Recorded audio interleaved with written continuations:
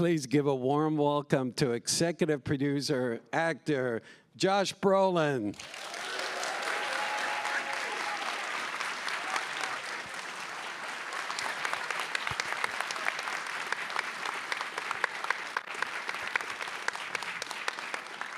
When I introduced a film, I said, this is one of your greatest performances. And I wasn't, what's that look about? I know. I mean, I appreciate that. It's hard to take a compliment like that, but thank you. Well, take it. It is one, and you know that I follow your career, and this is one of your, and what was, to me, when I watched the film that was so delicious is that you and the Coen brothers and this film, both directors embrace the absurdity of life and like go for it. Did you understand that connection when you read the script? I mean, I think when, you know, and we've said this, and I don't like to say it because I don't want to make Pedro feel bad, but Pedro Pascal dropped out he had to, because he had another film and so he had to choose one or the other, and I understand why you would choose this one. I mean, the one that he chose, because there was one other film made by Zach, and you know, it was a strange film. It was a phenomenon because it was made for $5 million and it made $45 million or whatever. So people were hyped on him, but with new filmmakers, you never know. It's fingers crossed. That's why I try to work with as many, you know, old school filmmakers that have been around for a while, because you're kind of protected. Even if they make a bad film, it's going to be a good bad film, as opposed to just a bad film. And a lot of new filmmakers, which you know, they can be a one-hit wonder. They can have this amazing film, and then you look at the trajectory of their career, and you go, God, they were never able to do that again. There was something about reading this where it was so well structured. It had this incredible absurdity to it that I really didn't understand the depth of until I saw it. And then I met with Zach, and Zach told me that every character had been based on a reaction that he had had to a friend of his dying. So there was great depth to that, you know, and I was like, okay, this guy's really interesting. That makes sense, because when I watched the film, I was overwhelmed by everybody seems to be in a state of grief. Yeah. And like all the characters, including yours, are kind of broken. Yeah. And the film, you watch this arc where they're building themselves up. Right. You know, was that part of the attraction? Right, I think that was part of the attraction, and having done 3.25 films, 3 films and a short with the Coens, you know, the darker the better. The happier they get, you know what I mean? Because, like me, I see life is absurd. I mean, things happen all the time that you don't expect, and it doesn't follow this perfect rail. So there's people out there like the Coens that celebrate that. If you look, I didn't know, but if you look back at Zach, you know, he had, it was like a YouTube thing. You know, he had a comedy show, and you start to look back at that, and you go, oh, this guy has that thing where he takes the darkest aspects of life, and he goes, it's crazy that we survive all this. I mean, this is all pretty fucked up, and we're doing okay, I think. Do you know what I mean? And he likes that narrative. So, but like the Coens, like No Country, when I did No Country, there was nothing suggesting that that movie was going to be great. So when I saw the movie, I was stunned for 20 minutes. I was like, what? I mean, it was amazing. And when I saw this, there's been good movies in between, but this is another one of those movies that, you know, while we were shooting, I would look at Zach and I'd be like, are you the real thing? You know what I mean? I can picture doing that. Yeah, you can picture me doing that. You know, and there was a little hazing going on and making sure that he was on top of his game. And then when I saw it, he was obviously my first call. And I said, whatever doubt I ever had of you, not only was I wrong, I think you're going to go on to make even better and better and better And the films. last No Country for Old Men comparison, but in No Country you had Anton Chigurh, this badass monster, and now you have Amy Madigan as this aunt. Is that a coincidence? Oh, no, you're the only person who's pointed it out, and it's great. It's like I always have to have a monster, and then I do really well. But that said, this is the first time you do a horror film. Am I correct? It's the first time I've done a horror film that anybody has seen. Okay. I won't Now, mention the others, but there are two. But, tell us about working in this job. The reason why I asked that question is like, I was so impressed with the amount of reaction that I've never seen you tapped into that aspect of like badass reacting. It's fun because it's vulnerable. It's, you think there's a fine line of going, and I had this moment while we were filming where I would ask Erica or I go, am I just bad right now? Is it just really bad acting that you don't know, because there's that level of absurdity and you're reacting to things. If Austin, which you guys, thank God, laughed at, because we weren't sure. I wasn't sure if it was funny when Austin keeps going, ah, and then I throw him. Yeah. Ah, and then I throw him again. And ah, and I throw him again. And there's like, it's like saying the same word 3 times. There's humor. What's the key of humor? Timing, right? It's like there's a very fine line you have to walk. And Zach is so brilliant at finding that line. But when you're doing it, you don't know. Mm-hmm. David Fincher told Zach, David Fincher saw the movie, and his suggestion, he said, I have no suggestions. I think this is an amazing film. But I would take off 2 frames here or 5 frames here just to tighten it a little bit. But one of the greatest compliments I think I've ever gotten, and Zach told me, Fincher told Zach that when I say what the fuck after that nightmare, he said, it's the best line in R-rated history. Yeah. It is unbelievable. You brought it up. I was going to bring up the what the fuck What the moment. fuck? And it comes out of this dark, he's crying, his son, and this. That for somebody to know how to do that, how to finesse that, is very, very special. Was it always in the script, or you had No, that was always in the script. But then when you do it, I think I've been around long enough where I'm looking at him and I'm going, let's do more so you have choice. And I said, I thought I did it 6 times. Zach told me I did it 3 times. But he picked the right one, apparently. The arc of, pun intended, Archer is so beautiful. I mean, at first we're turned off by him. Yeah. He's this uber masculine man, and then the beauty of the script and what you guys have done is that each character we perceived in the wrong way when we first see them. Right. And then we see them evolve in front of our eyes. Yeah. Tell us about tackling the arc of Archer. I think that was as attractive, if not more attractive to me in choosing that movie, because there was a little back and forth, and there was a moment where we thought we weren't going to do the movie, and blah, blah, blah, blah, blah, and being a producer and all that kind of stuff. So I love the idea of crudely, what society puts on anybody. You have to be this. This is a man. And I love that he's like a contractor, and it's just so uber manly. You know what I mean? And it's like, you don't emote. You don't have feelings. You neglect your son. It's all the like typical kind of Uberman aspects that we put on men, right? Mm-hmm. And I love challenging that. So that trajectory of, okay, we're going to make this guy like the typical dude, and then we're going to take away the thing that's most important to him, and let's we're going to peel that onion, and we're going to see what's underneath that onion.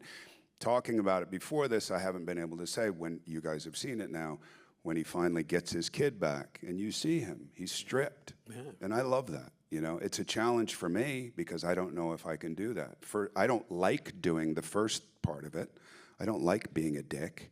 You know what I mean? I just don't. And then finally you get to the last part where you're so vulnerable and you're like, am I going to be able to do this? Am I going to be able to be that vulnerable? Mm-hmm. So it was I like the challenge of what it is, and you're not doing it in sequence, so you're all over the place, Yeah, but Josh, you don't emote much. Nobody emotes much. It's all action driven. But we do get the layers that you speak about, the fact that he's never said, I love you to his son, his marriage is falling apart, et cetera, et cetera.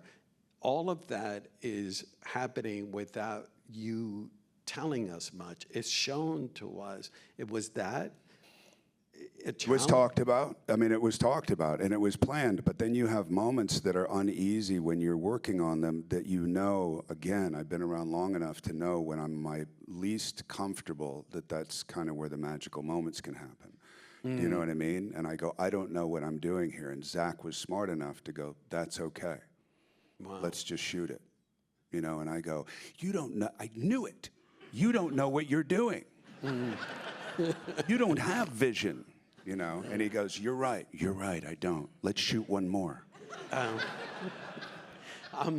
Tell me, I've been dying to ask you about this, the point of view, the different points of view of the story, and the fact that this is not, every take, every different storyline is not just angles, different angles, is completely different written and also visually. Like the visual language of the film for every side of the story is told differently. When we watch from the kid's point of view, the camera goes to his point of view. We're watching 6 stories told, it's like 6 different films. And you have, sorry, go ahead. No. No, you have, I love going back. We talked about my book, and you were sweet enough to do a thing for me for my book. It's a non-linear book, and some people didn't like that. To me, the grace with which he used 6 different stories, if you look back at early Inarritu and Guillermo Arriaga, it was non-linear. If you look back Pulp Fiction is like that. And then you look at the influence of The Shining, the absurdity of The Shining. Again, he very gracefully kind of designed it in a way where you go, oh my God, like this is working.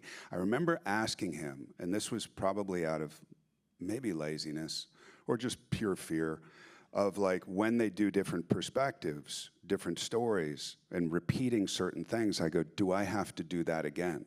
Or are you going to use what I did? And he was like, oh no, it's in the script. And I was like, oh, so that means I have to keep working? And it was great because he said, this is from this point of view, and no point of view is the same.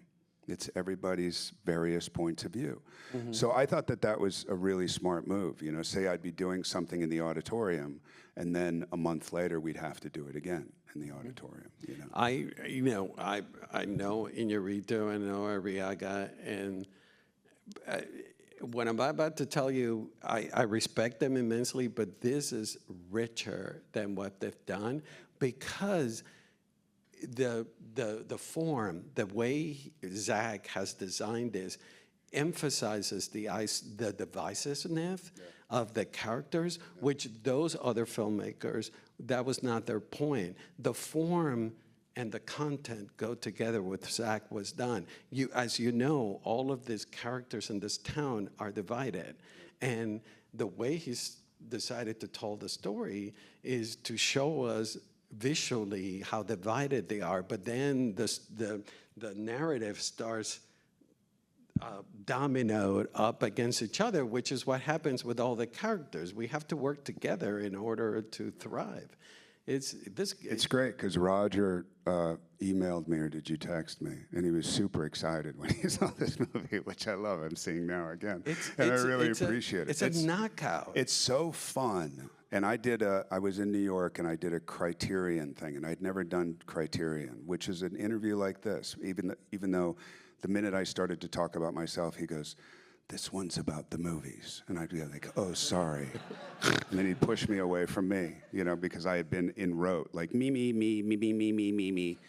And it turned into this incredible, once I followed him, this love of film. And like you, I'm the same way because I'm a full cinephile and movies have shaped me. When you see a film that's unique, you get so excited. And I get so excited too. Even having been in this film, when I saw this film for the first time, I was like, thank you, God. And most people would think, oh, thank you, God, I'm in this movie, and maybe I'll make more money later. But that's not it. It literally doesn't exist. It's thank you, there's a visionary that still exists. And you executive produced a film. Tell us about why you agreed to do this and the importance of you executive producing the film. It's an investment is what it is. And most, you know, when I've been a producer, I've usually developed, and I didn't develop this film. But, you know, this is one of the, it's not a vanity thing. It could be perceived as a vanity thing. But I just said, I want in. And they kept, you know, which is normal. When you're negotiating, they go, we have no money. And you go, yeah, you're full of shit. But, you know, I get what you're saying. And they were like, no, we really have, like, we've gotten to the, and I finally just called it out. And I said, I totally get it. Don't pay me up front. Give me the back end and make me an executive producer.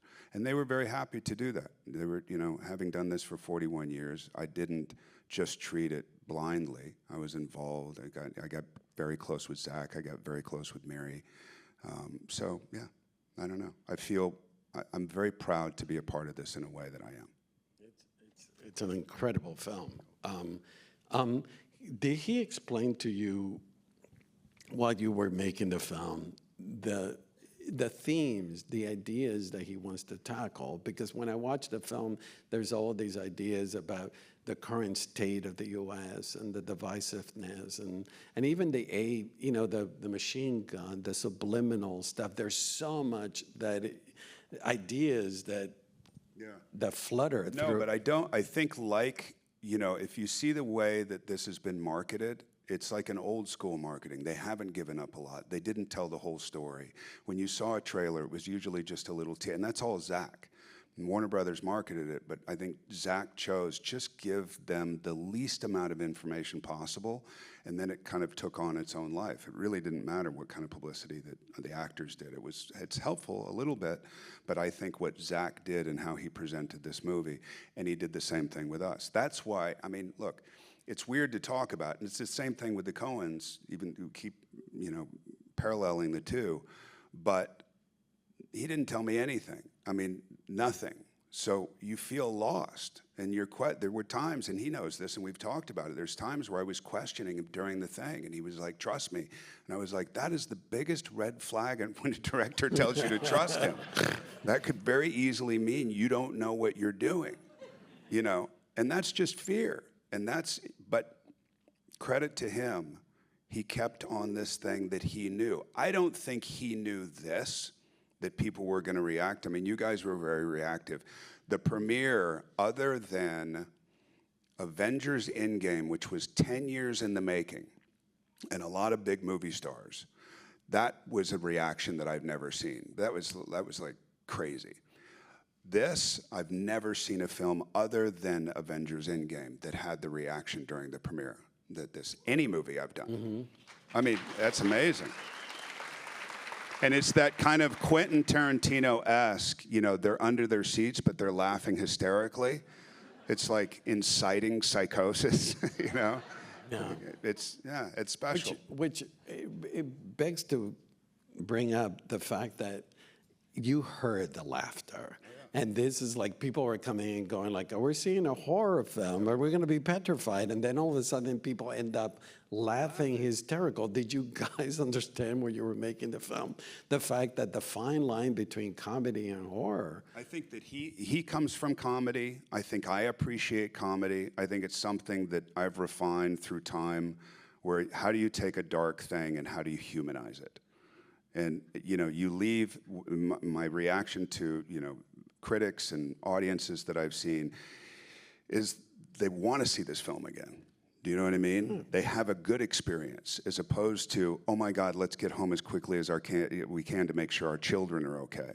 But it's presented like, what would you do if 17 children disappeared? It's set up like a horror film, but it's not.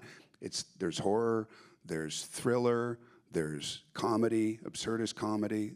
There's a lot of different. He's married a lot of different things into, and you leave kind of excited. You're like, cool, what a unique film, like that. I'm gonna go tell somebody about it. Things. Yeah, but don't tell the plot. What happens? No. And everybody's been really good about that. Everybody's been really good about not giving it up. Even people who have reviewed it said, I don't want to say too much. You know, I want people to have this experience because it's great having a new filmmaker that is unique and interesting. Tell people to see the film, but don't tell them to read anything about it or what. Or use the psychology and say, don't see the film. That fucked me up. Dwayne Johnson, and I will say this as a name drop, but Dwayne Johnson left me before it came out. He did a video of himself, and he was with his family, and he goes, I just saw the trailer for Weapons. What the fuck? Yeah. It was very sweet. I have it. I'll show it to you if we wait in line. I'll show it to you. No, I'm just kidding. Tell me about working with the amazing Amy Madigan. It's like, wow. Academy Award nominated Amy Madigan. Where has she been all along? It's true. Where has she been? And she's so. I mean, she showed up at the premiere with just like a handbag. That's Amy. You know, she kind of walked, and they were like, "And Amy Madigan," and she was like, you know, which is Amy, which is so. And a lot of people today don't know who it is, and it's amazing to me that when you bring it up, they go, "Who was the lady who played the aunt?" And you go, "Are you kidding me?" It's Amy Madigan. Like, you know, Field of Dreams and Roe versus Wade. oh my God, man! Like one of our greatest actresses. Twice in a Lifetime, she was nominated for Best Supporting Actress. And I've known her for quite a long time through Ed. And Harris. She's Ed married to Ed Harris. And when I saw her, you know, I saw her in the beginning. I was like, "Oh, I'm so happy you're doing this and that and that," and we just caught up. And then I think it was a couple of days later, I was leaving from having done a scene in the stage, and she had had her makeup put on. And I opened the door to leave the stage, and it scared the shit out of me. I was like, first of all, it scared me, and then I said, "Are you kidding? Like, is that what you're doing?" And she was like, "I sure am." You know? But it worked. It's a remarkable performance. It reminds me of Ruth Gordon in absolutely. Rosemary's Baby. Totally. It's one of the creepiest, but at the same time, which is the beauty about each character in this movie, that you sympathize with all of them. You know, like your character. At first, he's an asshole, but then he's got issues, and he's got a warm heart, and you know. But her also, there is a pathos. There is this. Yeah, I think that in Austin Abrams, who plays the junkie, who's amazing, who's doing Zach's next movie. What's the next movie called? It's called Resident Evil, and he's in Budapest right now. And I just did Whale Fall, it was a Daniel Krauss book, with Austin playing my son. So we just finished that, and then Austin finishes having been swallowed by a whale, which is the story. And then he goes to Budapest to do that next film with Zach. And I read that he was originally cast, and he hung around. He was the only one, I think. He hung around, Yeah. He believed in this movie so much that no matter what changes, he says, "I'm going to." Not only that, but he hung around the set all the time. And he lost a bunch of weight. He did that junkie thing and wouldn't eat. And he was eating like 300, 400 calories a day or something, and he would just be on set, not talking to anybody, kind of, you know, he's like an old school idea of like staying in character and all that, which he did during the Whale Fall too. What the? Method. I'm teasing. But what was the camaraderie on the set like? I mean, this is a very dark subject, and you guys seem to be having a ball. We did. We had a ball. I mean, I got super close with Julia. I'd had a lot of mutual friends. I'd never met her. I thought Ozark, period, was a great series. I thought she was unbelievable. I mean, that's one of those things. It's like watching this movie in a new filmmaker. When I saw Julia in Ozark, I was so excited. I get so excited. I'm like, "Oh my God, who is that girl? She's amazing." And then I met her, and she's nothing like that. And I was like, "Oh, you can act too." That's crazy. But the set was really fun. I'll admit something. The set was really fun. There was not a lot of laughter. I mean, you know, it's hard to, when you have that stuff going on, you're not laughing uproariously, but we did have a good time. But there was one point where I was doing Knives Out after that, and there were big, big speeches in Knives Out. So I was studying a little bit on set during this movie, and Zach came up to me at one point and said, "Hey, man, like, I get it, but can you please just stay focused on my movie?" And I was like, "I'm so sorry. I'm so sorry." Just because I was scared, you know. I've heard through the grapevine that you're awesome in Knives Out, which is coming out. It's coming out this fall. Yeah, this fall. Well, actually, December. Yeah, I think Running Man is November and Knives Out in December. This is like the Brolin Renaissance. What the fuck is going on?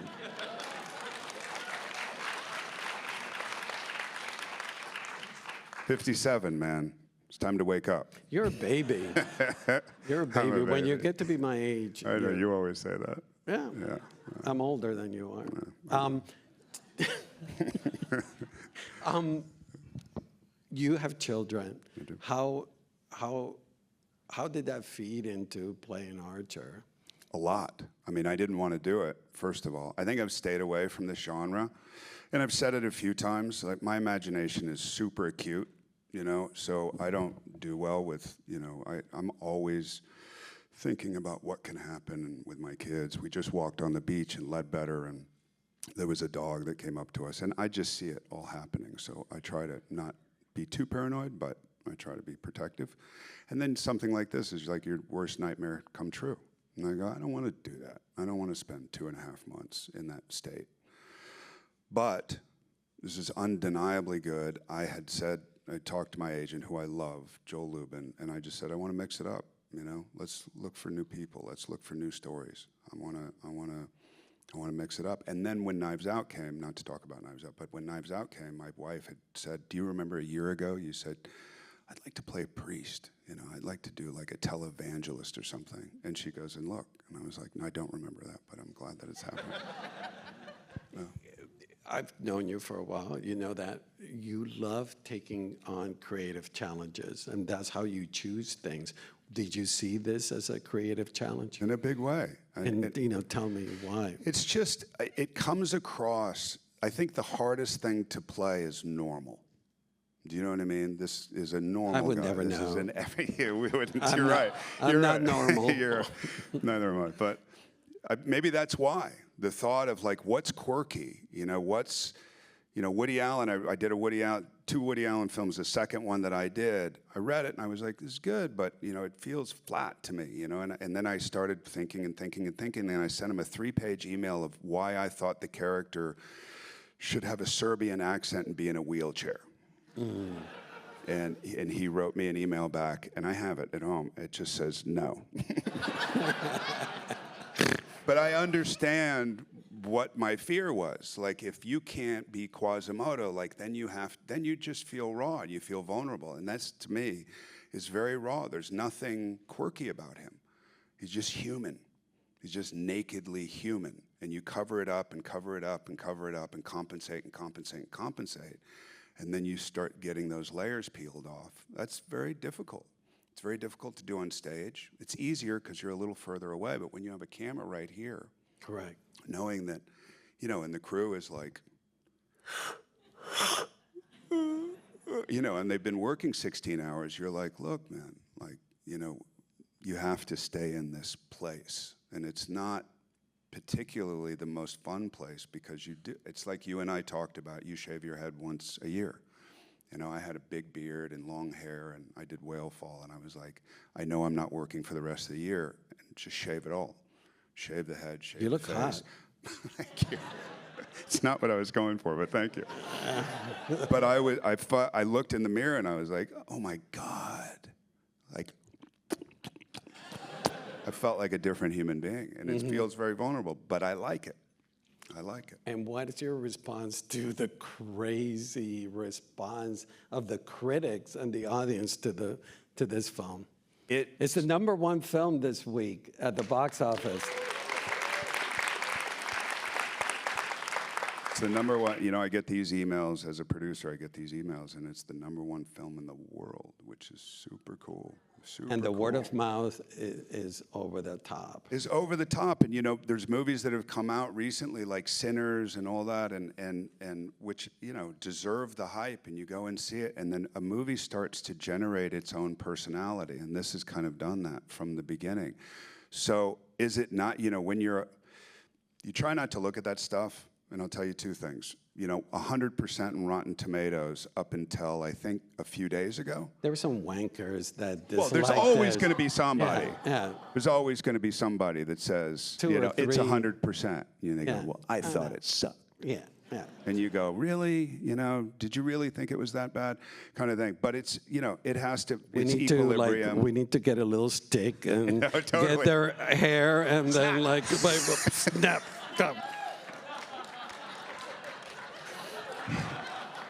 I mean, I can't think of a critic, but like Rex Reed, you go. Oh, yeah, exactly. So, my friend Guy Osiri, who is Madonna's manager, who I've known for a long time, who was on a boat with some guys, said, I saw your movie last night. They were able to get the movie before it came out. I saw your movie last night. We're all blown away. And then in reaction to the movie, I was running down the deck of this very large boat and being funny and hit my toe on this steel thing. And I think I broke my toe, and my wife's getting ice right now. But anyway, great movie. And all that. But, yeah. Go ahead. No, what else was I going to tell you? I was going to tell you, I remember, a really good friend of mine said, God, you must be flying right now because of all the kind of reaction to the movie. And I said, I'm flying for probably a different reason than you think. You know, he's like, your career's set, your career this. And I said, all that feels good, but as a producer and as somebody who chose something that was not typical for me, that I feel really good about. You know, that I feel good about in involving myself and having an instinct about filmmaker and being correct. I actually not even being correct, him far exceeding my expectation. Well, we're reaping the benefits of your chutzpah. Thank you. Thank you. Thank you for being here again. Yeah, love you. I love you. Gang, spread the word, gang, but do not tell Anybody. plots. Thank you, everybody.